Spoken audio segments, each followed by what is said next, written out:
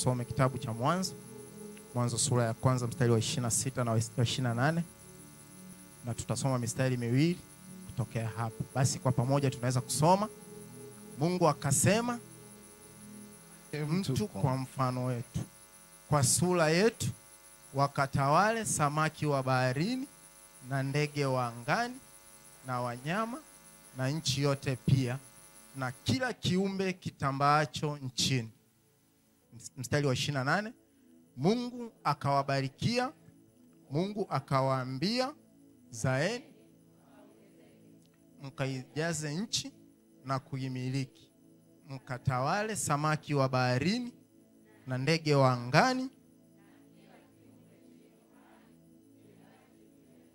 Amen. Unaweza kuketi kwenye kiti chako cha muujiza.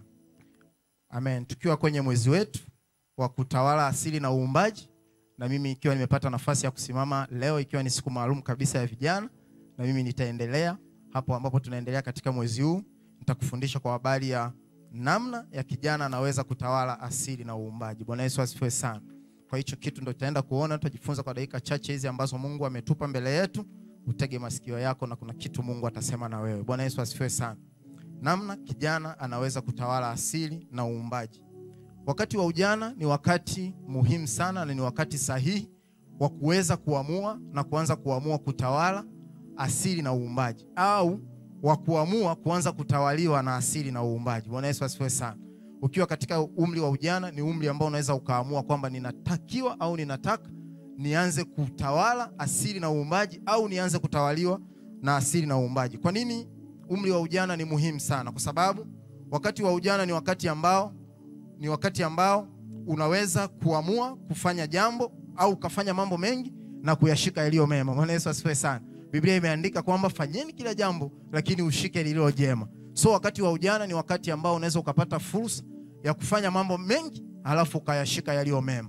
Lakini pia wakati wa ujana ni wakati ambao unaweza ukachoka au kazimia sawa sawa na ile Isaya 40 mstari wa 30, lakini bado ukaamua kujitia nguvu kwa Bwana. Bwana Yesu asifiwe sana. Ukisoma hiyo Isaya 40 mstari wa 30 inasema, hata vijana watazimia na kuchoka na vijana waume wataanguka, bali wao wamngojeao Bwana watapata nguvu mpya, watapanda juu kwa mbawa kama tai, watakimbia wala hawatachoka, watakwenda kwa miguu wala hawatazimia. Kwa hiyo unaona hii pia ni ahadi ya kijana, kwamba kijana ni mtu anaweza kukimbia lakini asizimie. Bwana Yesu asifiwe sana. Ukimchukua kijana na mzee ukawaacha wakimbie, mzee anaweza kazimia, lakini kijana kwa sababu anazo nguvu anaweza kukimbia na asizimie. Lakini pia kijana anaweza kukimbia hata asipoona matokeo bado akawa na nafasi ya kukimbia tena. Kwa hiyo ni muda muhimu sana na ni wakati muhimu sana ambapo kijana unaweza kuamua kuanza kutawala, unaweza kuamua kuanza kutawala asili ya uumbaji na kile ambacho Mungu amekiweka mbele yako, na ukaanza kuvitamkia vitu vikaanza kutokea, kwa sababu unakuwa na hiyo nafasi na muda unao wa kufanya hivyo. Bwana Yesu asifiwe sana. Na kutokea hapo tutajifunza mambo kadhaa au namna kadhaa ambazo kijana anaweza kuzifanya, na kama unavyofahamu hapa kanisa letu ni la namna, njia, funguo na jinsi. Bwana Yesu asifiwe sana. So na mimi nitaanza kukufundisha na jinsi ya kwanza sasa, kiwango chako cha ufahamu. Bwana Yesu asifiwe sana. Bwana Yesu asifiwe. Unaweza kusema mbona hii point kama inajirudia sana? Wewe unayesema hivyo maana yake hilo eneo bado hujavuka. So tunatakiwa tuendelee kusema mpaka hapo utakapovuka. Bwana Yesu asifiwe sana. Namna ya kwanza kabisa kama kijana ambayo inaweza kukusaidia kuvuka au kuweza kutawala asili na uumbaji ni kiwango chako cha ufahamu. Kiwango chako cha ufahamu kitaamua sana kiwango chako cha kuitiisha asili na uumbaji ili viitike upande wako. Sawa sawa na Isaya 40 mstari wa 27 na hadi 31. Tutaanzia mstari wa 27. Nasema, mbona umesema Yakobo, mbona umenena Israeli, njia yangu imefichwa Bwana asiione, na hukumu yangu imempita Mungu wangu asiangalie.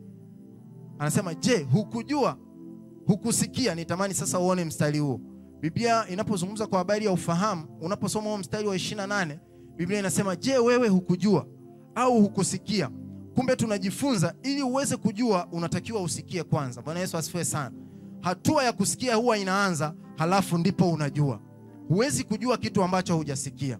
So Biblia hapa inasema, je, wewe hukujua au hukusikia, yeye Mungu wa milele, Bwana muumba miisho ya dunia, hazimii wala hachoki, akili zake hazichunguziki. Bwana Yesu asifiwe sana. Unaposoma andiko kama hili, nirudishe tu hapo 28. Unaposoma andiko kama hili, unajifunza na kugundua kumbe wakati mwingine hata unapofika kwenye wakati wa kuchoka na kuona siwezi kuendelea, hasa kama hivi ambavyo tunakuwa tumefika mwishoni mwa mwaka, mara nyingi tunasikia kuchoka. Tunasikia kutokuendelea. Unapokuwa umefanya kazi moja kwa muda mrefu, wakati mwingine unasikia kutokuendelea. Lakini ukikutana na andiko la namna hii, linakupa ufahamu. Bwana Yesu asifiwe sana. Linakupa ufahamu kwamba kama Mungu hawezi kuzimia, hawezi kuchoka, na akili zake hazichunguziki, na kwa kuwa mimi ni mtoto wa Mungu na ile asili ya Mungu iko ndani yangu, na mimi naweza nisichoke siku kwa siku. Bwana Yesu asifiwe sana. Haijalishi ni nini kitatokea, lakini kama Baba yangu wa mbinguni hawezi kuchoka, mimi pia siwezi kuchoka. Neno hili ukishalichukua unalifanya linakuwa sehemu ya maisha yako na linakupa hatua. Bwana Yesu asifiwe sana. So hatua ya kwanza ni kufahamu. Baba mara nyingi huwa anasema jambo lolote ambalo ulifahamu haliwezi kuwa na matokeo kwako. Kwa hiyo jambo la kwanza lazima ufahamu. Ili uweze kuvitamkia vitu viitike, ili uweze kusema hii hali siitaki na ikubali, lazima uwe na ufahamu huo. Neno la Bwana limesema nini kuhusu hicho? Biblia imesema nini kuhusu jambo hilo? Je, nikilitamkia litakuwa? Bwana Yesu asifiwe sana. Nakumbuka wakati fulani baba alikuwa anafundisha kwa habari ya mlima, anasema huu ni mlima kama mlima. Kwa hiyo unaweza ukauambia mlima ung'oke na mlima ukang'oka. Bwana Yesu asifiwe sana. Bwana Yesu asifiwe sana. Akasema hii sijui kitu kingine. Wengine wanasema mlima ni matatizo, mlima ni, lakini ile ni asili. Kwa hiyo kama unaweza ukaitamkia, unaweza kuutamkia mlima ukang'oka. Je, tatizo ulilo nalo si zaidi kuliko mlima? Bwana Yesu asifiwe sana. Maana yake unaweza ukatamka na ukalitamkia hilo neno likawa upande wako. Na jambo la pili au namna ya pili inayoweza kukusaidia kama kijana, namna ya pili inaweza kukusaidia na kama kijana kutawala asili pamoja na uumbaji, ni kwa kujua ulichokibeba na nguvu ya ulichokibeba ndani yako. Ni kwa kujua ulichokibeba na nguvu ya ulichokibeba ndani yako. Wafalme wa kwanza 18 mstari wa kwanza. Ulichokibeba na kujua nguvu yake kitaamua sana kiwango chako cha kutawala asili na uumbaji. Pointi ya pili nimesema ni kwa kujua ulichokibeba na nguvu ya ulichokibeba ndani yako. Kitu ambacho umekibeba ndani yako kinaweza kuamua sana kutawala asili pamoja na uumbaji.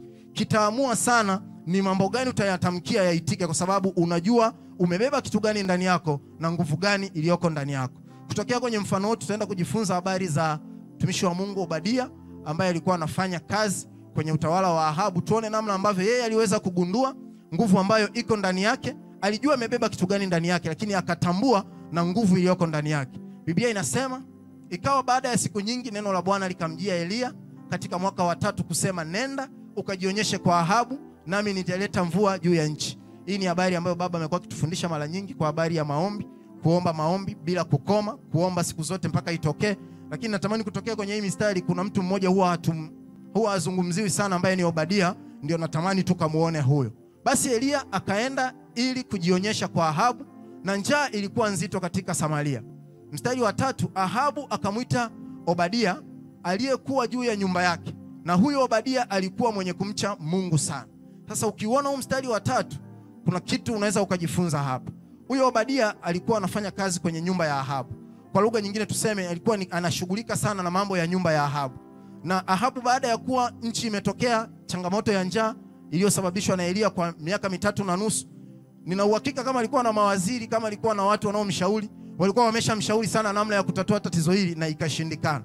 Awamu hii tunaona anafanya maamuzi ya kumchukua Obadia, mtu ambaye anamsaidia kazi za nyumbani, na kukaa naye kikao, kuanza kupata mashauri kutokea kwake ni nini waweze kufanya. Manake watu wote ambao walikuwa wanafanya nao kazi labda kwenye ofisi ya Ikulu, ambao walikuwa wanafanya nao kama alikuwa na baraza la mawaziri, wote walikuwa wameshakaa na kujua sasa hili tatizo mbona bado hatujalisofu na ni miaka 3.5. Anaamua kukaa na Obadia. Sifa kuu ya Obadia hapo kama unavyoiona, Biblia inasema alikuwa juu ya nyumba yake, lakini nilitamani kuona na huyu Obadia alikuwa mwenye kumcha Bwana sana. Bwana Yesu asifiwe sana.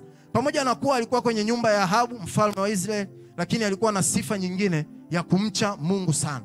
Kama vijana, pamoja na kuwa Mungu anaweza katupa nafasi mbalimbali, kitu cha kumcha Mungu ni kitu cha muhimu sana. Tumekuwa tukifundishwa na baba kwa habari ya kumpenda Mungu. Haijalishi utakuwa na nafasi sehemu gani, utakuwa umepewa position ipi, lakini pamoja na mambo yote bado kumcha Mungu ni kitu cha thamani sana. Mstari wa 4 ukiona anasema, kwa kuwa ikawa Yezebeli alipowaua manabii wa Bwana, Obadia akatoa manabii 100 akawaficha 50 katika pango, akawalisha chakula na kuwapa maji. Pamoja na kuwa alikuwa katika nyumba ya ikulu, lakini bado alikuwa anafanya utumishi. Bwana Yesu asifiwe sana. Siku moja tuliwahi kufundishwa kwa habari ya wanafunzi wa siri wa Yesu.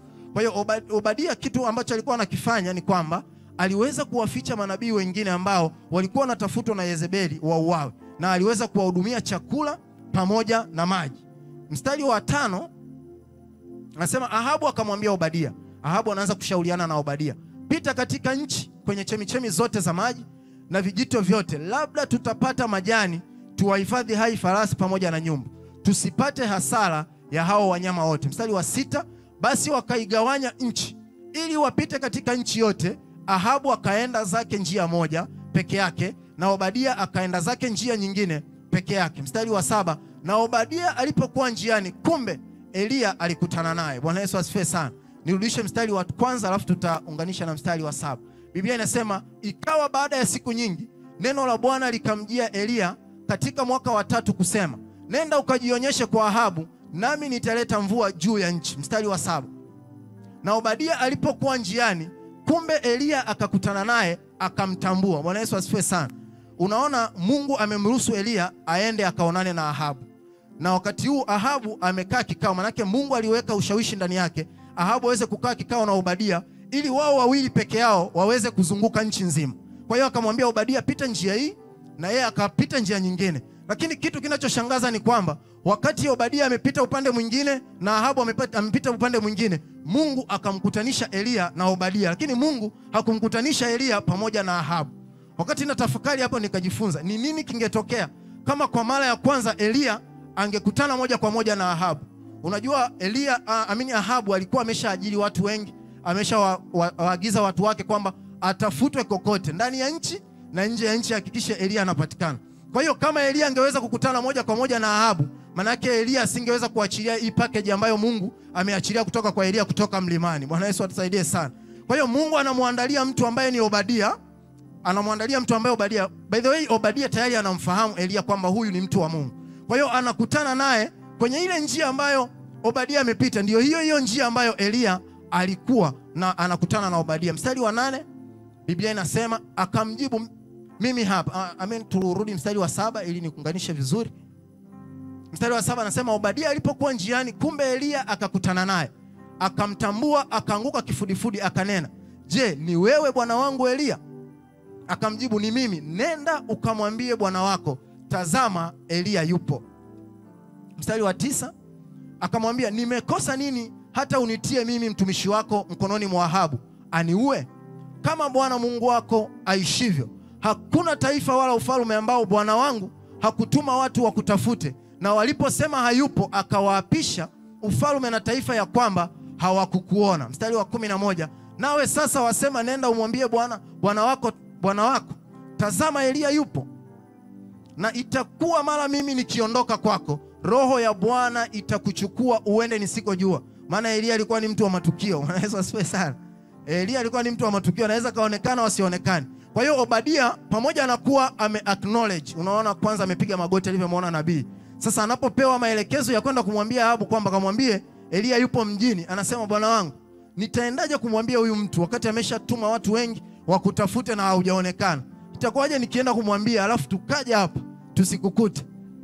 Anasema roho ya Bwana atakuchukua uende nisikojua, nami nitakapokwenda kumwambia Ahabu, naye asipokuona ataniua. Lakini nafurahia majibu ya Obadia hapa, anasema, lakini mimi mtumishi wako namcha Bwana tangu ujana wangu. Bwana Yesu asifiwe sana. Natamani ulione hilo neno kwamba namcha Bwana tangu ujana wangu. Tunajifunza kwa Obadia. Hii experience ambayo aliipata hapa halikuwa ni neno la siku moja. Maana yake yalikuwa ni maisha yake ya kila siku. Hakuwa na wasiwasi na Bwana, alikuwa na uhakika kwamba kila maelekezo ambayo Bwana anaachilia huwa ni amina na kweli. Pamoja na matukio mengi ambayo Eliya alikuwa nayo, lakini bado alikuwa anamwamini kama nabii wa Bwana. Na bado alikuwa anaamini neno ambalo limetoka kwenye kinywa cha Bwana, limetoka kwenye kinywa cha mtumishi wa Mungu, ni neno la Bwana. Akasema, lakini mimi mtumishi wako namcha Bwana tangu ujana wangu. Mstari wa 13, je, bwana wangu hakuambiwa nilivyofanya hapo Yezebeli alipowaua manabii wa Bwana, jinsi nilivyowaficha manabii wa Bwana watu 150 katika pango, nikawalisha chakula, kuwapa maji? Hapa Obadia anaendelea kujieleza Maana yake tayari ameshakubali kwamba nitaenda kufanya hivyo, lakini anajaribu kumwambia hata kama mfalme Ahabu ataniua, bado kuna watu walikuwa wamefichwa pangoni 50. Wale watu ili wale, ili wanywe maji, ni kwa sababu mimi ndio naruhusu jambo hilo lifanyike. Bwana Yesu asifiwe sana. Kwa hiyo anajaribu kumuonyesha kwamba pamoja na mambo mengine, ni kweli nitaenda kufanya jambo hili, kama ni kufa na nife, lakini Bwana wangu haja kuambia, Mungu haja kuambia kwamba kuna assignment nyingine Mungu ameweka ndani yangu, assignment ya siri ya kuwalisha watumishi wake na kuwapelekea maji pamoja na chakula. Mstari wa 14, nawe sasa wasema, nenda umwambie bwana wako, tazama Elia yupo, basi hata niua. Mstari wa 16, Elia basi Obadia akaenda zake amuone Ahabu, akamwambia, naye Ahabu akaenda kumlaki Elia. Unaweza ukasoma ukipata muda, nisichukue muda sana kwenye story hiyo, lakini jambo kubwa ambalo nitamani ulione kutokea kwenye hii habari ni huyo Obadia. Obadia alikuwa ni mtu ambaye yuko kwenye mfumo wa kiutawala, lakini bado aliweza kufanya kazi ya Mungu pale alipokuwa. Lakini experience nyingine nayojifunza ni kwamba alikuwa akimtumainia Bwana na akimpenda Bwana tangu ujana wake. Kwa hiyo umri wa ujana ambao tunao ni umri sahihi sana wa kuanza kumpenda Bwana tukiwa vijana. Bwana Yesu asifiwe sana. Kwa sababu tunapompenda Bwana katika umri wetu wa ujana na kukubali na kuamua kuukulia wokovu. Unajua tunaweza tukaamua kuokoka tukiwa vijana, lakini tusikubali kuukulia wokovu. Lakini unapokubali kuukulia wokovu, maana yake unapata experience na Bwana yule ambaye ulikutana naye enzi za ujana wako. Bwana Yesu asifiwe sana. Bwana Yesu asifiwe sana. Lakini pia ninajifunza namna ambavyo Ahabu aliweza kugundua roho alionayo Obadia. Maana yake Ahabu asingeweza kukaa na Obadia kiti kimoja na kushauriana naye kwamba sasa wewe utapita nchi, utapita upande huu na mimi nitapita upande huu, kama hakuwa tayari ameona roho bora iliyoko ndani ya Obadia. Roho bora iliyoko ndani ya Obadia ndiyo ilimfanya Ahabu akae, kwa sababu mashauri yote ambayo alikuwa ameyapata kwa Yezebeli alikuwa tayari ameshapaisha. Kwa hiyo ilibidi akae na Obadia ili aweze kupata hekima ya Obadia. Yawezekana Biblia haijasema, kuna mambo kadhaa ambayo Ahabu alikuwa ameshashauriwa na Obadia na yakafanya na yakampa matokeo Ahabu. Kwa hiyo awamu hii kwenye jambo hili kubwa la upatikanaji wa maji pamoja na chakula, aliamua kukaa na Obadia ili aweze kupata hekima kutoka kwake. Bwana Yesu asifiwe sana. Bwana Yesu asifiwe sana. Na kwa lugha nyingine tunaweza tukasema Obadia aliweza kujua nguvu iliyoko ndani yake na aliweza kutawala asili pamoja na uumbaji. Kwa nini ninasema hivyo? Kwa sababu Obadia aliweza kujua ninaweza kufanya jambo hili na likao. Hata kitendo cha kutoka kwa Elia kwenda kwa Ahabu kumwambia habari ambayo ameambiwa na Elia ilikuwa ni ujasiri na kujua kwamba jambo lolote ambalo Bwana amelisema hakika litakuwa. Bwana Yesu asifiwe sana. Bwana Yesu asifiwe sana. Bwana Yesu asifiwe sana. Kwa hiyo kufahamu na kujua kwamba nguvu nilionayo ni ipi, kitu gani Mungu ameweka ndani yangu, na ile nguvu ambayo Mungu ameweka ndani yangu kinaweza kuamua sana ni kitu gani kinaweza kikatokea kwenye maisha yako. Haijalishi Mungu ameachilia au amekuweka kwenye eneo gani la utumishi, amekupa biashara ya aina gani, unakutana na watu wa aina gani, lakini kutokea hapo mahali ambapo Mungu amekuweka, amekupa majibu ya watu ambao uko pamoja nao. Bwana Yesu asifiwe sana. Na sina uhakika kama Obadia aliendelea kukaa hapa kama msaidizi wa ndani tu. Maana yake aliendelea, naamini kwamba aliendelea pia kuwa msaidizi wa Ahabu hata nchi nzima. Kabla hili jambo halijaenda kwa mawaziri, halijaenda kwa viongozi wengine, alishirikishwa kwanza Obadia kwamba hili jambo tunafanyaje. Bwana Yesu atusaidie sana. Na sisi kama vijana ni shauku yetu, pamoja na nafasi ambazo Mungu ametupa, lakini watu viongozi wetu ambao tuko pamoja nao kwenye biashara ambako Mungu ametuweka, kwenye shule ambazo Mungu ametuweka, atawatumia hao watu kuja kupata mashauri kwetu. Lakini pia hata ile nguvu ambayo ameweka ndani yetu, bado tutaweza kuzungumza na mambo hayo yatakuwa. Bwana Yesu asifiwe sana. Bwana Yesu asifiwe sana. Kutambua nguvu ulionayo ni zaidi ya ushawishi. Ni zaidi ya kuwa na maneno mazuri ya kuongea. Ni zaidi ya kuweza kufanya vitu na vikatokea. Kwa sababu ile nguvu ulionayo ndani ndiyo inaweza kuamua mambo yatokee kwa namna gani. Bwana Yesu asifiwe sana. Nakumbuka niliwahi kutoa ushuhuda huu hapa mwaka jana wakati tunamaliza chuo. Mimi nimemaliza mwaka jana ikiwa semester ya pili. Hii pia kumaliza ni ushuhuda pia. Nimewahi kuambia namna ambavyo nafikiri Jumapili pia nilishuhudia hapa namna ambavyo baba alipambania ili walao vijana tuweze kumaliza. Bwana Yesu asifiwe sana. So wakati tunamaliza ile semester ya mwisho kulitokea changamoto kidogo. Tulikuwa tuna kozi moja tunaisoma, na wakati tunasoma ile kozi tunakusanya assignment ya mwisho na kozi weke zilikuwa hazijafika. Kwa hiyo tunasubiri kozi weke hiyo assignment ambayo tumepewa itusaidie kwenda kuingia kwenye mtihani wa mwisho.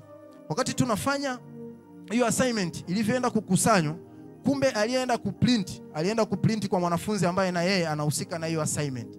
Kwa hiyo zikaprintiwa assignment mbili zinazofanana na zikaenda kwa mwalimu.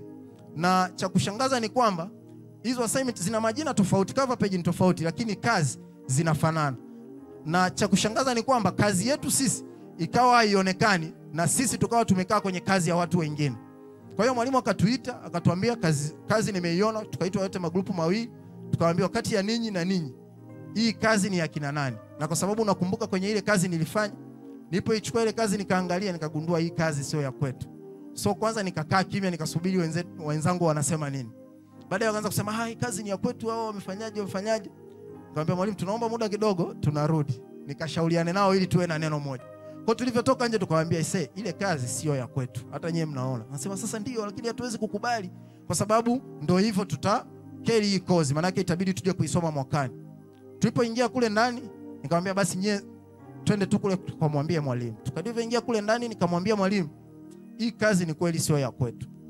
Kwa hiyo tunaomba tu chochote ambacho unaweza kutufanyia wewe ufanye. Akasema hapa nimeshaandika, yani sio tu kwamba kuna kitu nitakachofanya.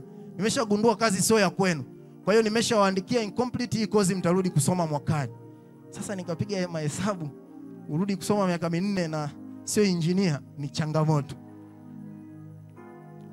Baadaye akasema basi turudi kwa sababu mwalimu ana hasira, tutakuja. Lakini baadaye tumefika pale nje, kijana mmoja akasema mtumishi. Sasa sijajua alijuaje kama mimi ni mtumishi. Nadhani alikuwa anafuatilia grupu langu lote, nilikuwa nimemwambia wafuatilie push. Maana yake mara nyingi walikuwa wanaona mbona wewe unafaulu sana kuliko sisi. Nikamwambia mimi kuna mahali huwa naenda Ijumaa saa 11. So akawa wanafuatilia hiyo push, na kwa neema ya Mungu zile nafasi ambazo baba huwa anatupa kusimama mara kadhaa, na imani waliniona. Kwa hiyo wakaamini kuna neno ambalo naweza nikasema na kitu kikafanyika. Moyoni nikasema, aliponiita mtumishi, nikajua huyu kuna kitu anataka tufanye zaidi ya hicho. Maana alikuwa ananiita tu kwa jina langu. Nikamwambia basi sasa nisubirini hapa, ngoja nikaongee na mwalimu. Lakini ikiwa nimefika mlangoni pale nikaomba kidogo, alafu nikaenda. Nikamwambia mwalimu, ni kweli tumekosea. Na wakati mwingine Mungu anawatumia watu kuwainua watu. Mwalimu akasema sasa nyie si mnanidharau. Nikajua hapa nimeshampata. Kwa sababu aliongea kwa ile toni ambayo kwamba kuna namna fulani. Unajua kuna mtu anaweza kuongea kwa toni fulani kwamba ni kama mambo yanaisha. Nikamwambia mwalimu, fanya jambo lolote ili tuweze kumaliza, kwa sababu kurudi kusoma miaka 4 na sisi tuliandikiwa miaka 3, tunatamani kusoma tu hii miaka 3. Akasema basi waite wenzako. Akaandika maswali 2, akatupa quiz, tukafanya na tukakusanya, tukawa tumemaliza ile assignment. Baada ya hapo mimi ile hali niliona ni ya kawaida.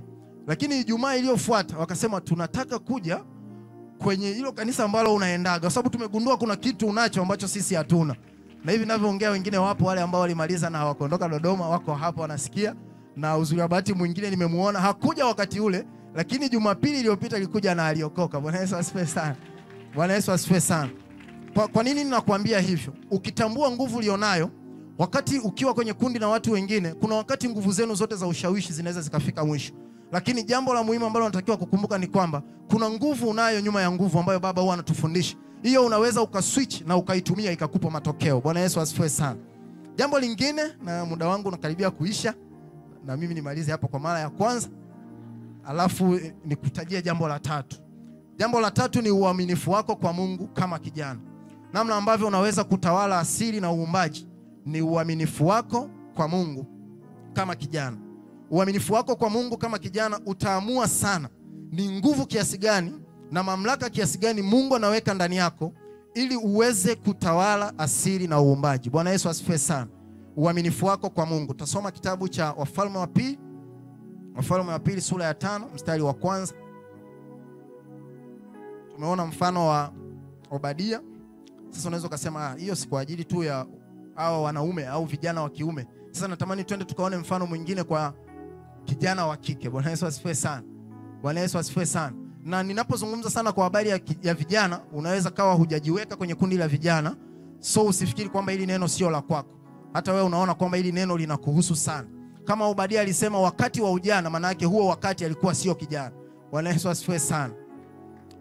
Wafalme wa Pili sura ya 5 mstari wa 1, Biblia inasema, basi Naamani jemedari wa jeshi la mfalme wa Sham alikuwa mtu mkubwa mbele ya bwana wake na mwenye kuheshimika, kwa sababu mkono wake Bwana alikuwa amewapa Washami kushinda. Tena alikuwa mtu hodari wa vita, lakini alikuwa mwenye ukoma.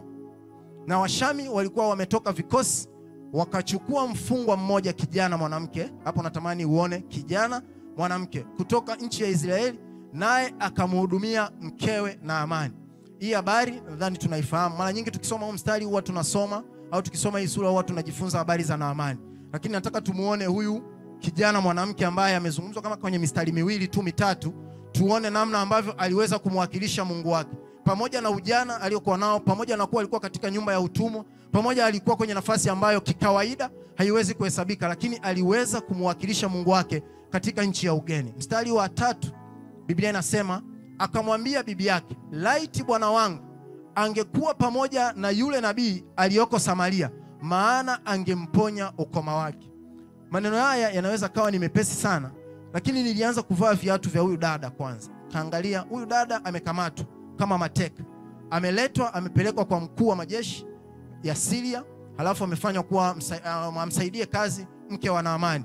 Lakini pamoja na kuwa bado Mungu hakuwa bado amemrudisha kwenye nchi yake, lakini aliweza kutambua na kujua kwamba bado kuna Mungu kule nyumbani, ambaye kama Naamani angeweza kwenda kule nyumbani angeweza kupata uponyaji wake. Bwana Yesu asifiwe sana. Ili nitafakarisha sana kwamba kikawaida tungeweza kuomba, kwa sababu hata na mimi ni mwanadamu kama yeye, kwamba sasa kama huyu Mungu kweli ameshindwa kunitoa kwenye nyumba ya utumwa, na mimi natamani kurudi nyumbani nikakae pamoja na ndugu zangu, ingempa mashaka sana kuweza kusema habari njema za kule nyumbani alikotoka kwa habari ya Mungu wake. Lakini ninajifunza huyu mwanamke, huyu binti kijana, namna ambavyo alikuwa mwaminifu. Alikuwa mwaminifu kwa Mungu wake, hata kama Mungu alikuwa bado hajamrudisha kwenye nchi yake, lakini alijua ya kwamba Mungu wake anaweza kufanya mambo ya ajabu. Bwana Yesu asifiwe sana. Aliweza kusema Mungu wake hadharani. Anasema akamwambia bibi yake, laiti bwana wangu angekuwa pamoja na yule nabii aliyoko Samaria, maana angemponya ukoma wake. Mstari unaofuata, mtu mmoja akaingia akamwambia bwana wake, akasema yule kijana mwanamke aliyetoka nchi ya Israeli. Huyu anaonekana alikuwa ni mnaa. Kuna namna fulani alikuwa anazipeleka hizi taarifa, ili amsemee vibaya. Sijui kama unaelewa. Maana huyu ni mtu mmoja ambaye alikuwa kwenye nyumba ambayo Naamani anakaa pamoja na mke wake. Kwa hiyo ni kama tuseme alikuwa ni kama mfanyakazi mwenzake tu. Kwa hiyo anampelekea taarifa, anasema mtu mmoja kaingia akamwambia bwana wake, akasema yule kijana mwanamke aliyetoka nchi ya Israeli anasema hivi na hivi. Kwa hiyo kwa nini yule kijana mwanamke anayetoka nchi ya Israeli? Maana yake alianza kumdharau, kumuonyesha kwamba ni kama hawezi kuwa na chochote cha kusema ambacho kinaweza kikaleta matokeo kwenye ile nyumba. Bwana Yesu atusaidie sana. Bwana Yesu atusaidie sana. Lakini pamoja na hayo bado tunaona, ukiendelea kusoma hii habari, unaona mfalme wa Sham akasema, haya basi mimi nitampelekea mfalme wa Israeli waraka.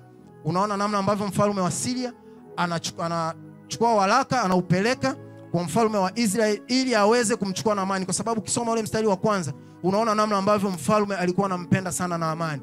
Maana Naamani pamoja na kuwa alikuwa na ukoma, alikuwa anasimamia vita na wanashinda, na ndio maana waliweza kwenda Israeli wakachukua na mateka.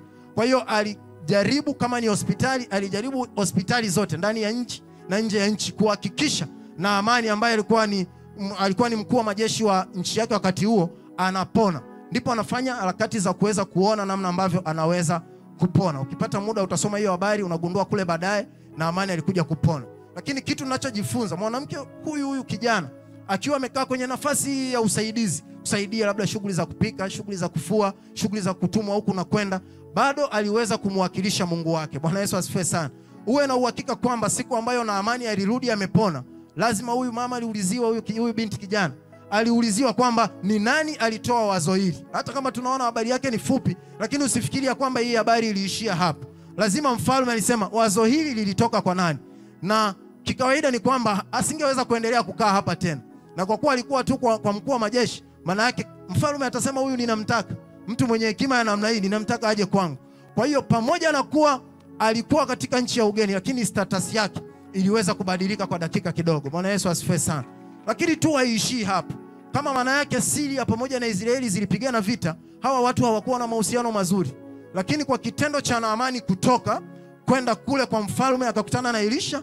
Elisha akamwambia mlete, ajue kwamba kuna nabii katika nchi hii. Akafanya jambo na Naamani akapona. Ujue tayari huyu binti alitumika kutengeneza mahusiano ya kidiplomasia katika hizi nchi mbili. Bwana Yesu asifiwe sana. Ni binti tu ambaye hakuwa na status yoyote. Ni binti tu ambaye hata kwenye karatasi labda hakuwa ameandikwa, ndio maana unaona hata mwenzake namna anavyomwadress kwa namna ambayo si ya kumpa heshima. Lakini tangu siku hiyo, kwa sababu ilikuwa ni mtu ambaye ameweka mahusiano kati ya nchi moja na nchi nyingine, hakuwa tena ni mtu wa kawaida. Uwe na uhakika hata ziara tayari ilikuwa imeshaandaliwa ya kurudi hata nyumbani kwenda kuona nini kinaendelea. Manake wafalme watakuwa waliongea kwamba nina binti yako huko bwana, ndio ameleta hizo taarifa. Wanasema nataka kumuona huyo binti. Kwa hiyo ataenda nyumbani, atasalimia, na unajua hataenda kichovu, na baadaye atarudi ataendelea na majukumu yake. Bwana Yesu asifiwe sana. So tunajifunza kwa huyu binti kwamba pamoja na nafasi ambayo kwa sasa tunaweza tukaiona ni ndogo, Mungu alimsaidia na akaweza kuitumia hiyo nafasi, akawa mwaminifu, na Mungu akafanya mambo makubwa kupitia kwenye nafasi ile ile ambayo Mungu alikuwa amemweka. Bwana Yesu asifiwe sana. Bwana Yesu asifiwe sana. Lakini pia jambo lingine ambalo linaweza kukusaidia kutawala asili pamoja na uumbaji ni kutamka kile unachokiamini. Kutamka kile unachokiamini. Kutamka kile unachokiamini. Mara nyingi baba amekuwa akitufundisha kwa habari ya matamko. Sitazungumza sana mahali hapa, lakini baba amekuwa akitufundisha namna ambavyo matamko yanakuwa na nguvu. Unapotamka jambo, unalitengeneza katika ulimwengu wa roho. Bwana Yesu asifiwe sana. Bwana Yesu asifiwe sana. Na mimi nimekuwa mfundishwaji mzuri katika eneo hilo, kwa sababu baba amekuwa anatamka matamko hapa, lakini kuna yale ambayo huwa anatamka nje hapa. Mimi huwa nayasikia sana. Wakati mwingine huwa anatamka mambo kwa namna tu nyepesi, lakini ndo ameshaamua hilo jambo liwe. Bwana Yesu asifiwe sana. Nakumbuka wakati anatangaza kwamba tutajenga mahali hapa kwa miezi 3. Bwana Yesu asifiwe sana. Jambo lile lilikuwa ni kama lipo, lakini halikuwa rahisi. Kwa sababu unakumbuka wakati baba anasema tutajenga kwa miezi 3, bajeti ambayo tulianza nayo labda baba atakuwa afahamu, lakini kwa sababu ile fedha nilishika mimi ilikuwa 180,000. Bwana Yesu atusaidie sana. Lakini baba alikuwa anatamka kila siku. Nakumbuka siku hiyo nikamwambia baba kuna 180,000. Akaniambia wewe tangulia jamhuri. Sidhani kama nakumbuka. Akaniambia tangulia jamhuri alafu tutaongea nikwambie nini kinafanyika. Lakini hapo Jumapili tunakuwa tumeshaambiwa tutajenga kwa miezi 3. Nikafika pale jamhuri, tukaanza kutafuta, nikamwambia nini kinatakiwa kuanza kule. Nikamwambia tunatakiwa kusogeza maji. Akasema sasa hebu ulizia mipira hapo ni shingapi. Unajua hiyo 180,000 nitoka na nini? Nitoka tu na mpira wa maji, kuhamisha maji kutoka pale kusogeza hapo.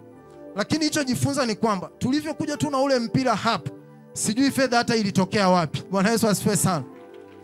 Sijui hata fedha ilitokea wapi. Kuna wakati baba alikuwa anasafiri, unashangaa mtu amekuja, ni mshirika kanisani, huwezi kumdhania kama ni wewe anaweza kufanya kitu hicho. Anasema ni baba nimemkuta. Anamwambia baba hayupo, lakini anasema nimekuja na fedha hii. Ukifungua unakuta ni milioni 10, ukifungua unakuta ni milioni 5. Anasema nimeleta hii kwa ajili ya ujenzi. Na hivyo ndivyo tulianza kutokea kwenye hilo neno na hilo tamko ambalo baba lilisema. So nikawa najifunza, kumbe wakati unapoamini jambo, hata kama huoni mlango, wewe anza kutamka kile unachoamini.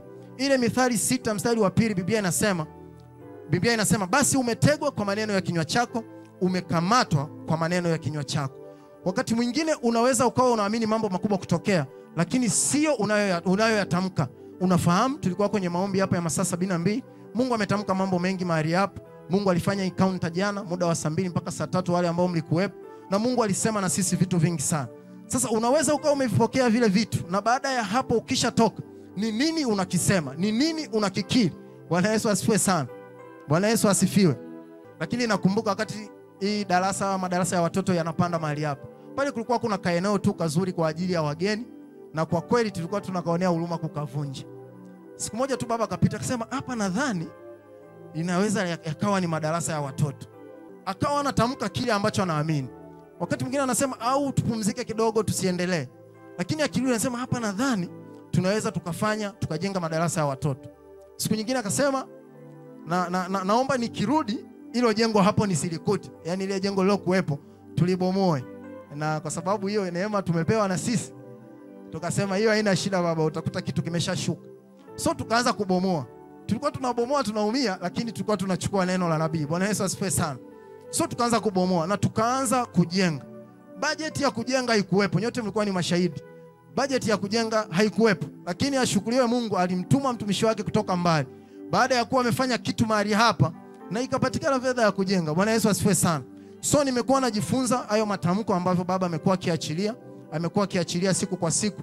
Wakati mwingine ukiamini kile ambacho Mungu amesema kwenye maisha yako, hata kama huoni mlango, Mungu anakuja alitimize neno lake, analichukua neno lake ili apate kulitimiza. Bwana Yesu asifiwe sana.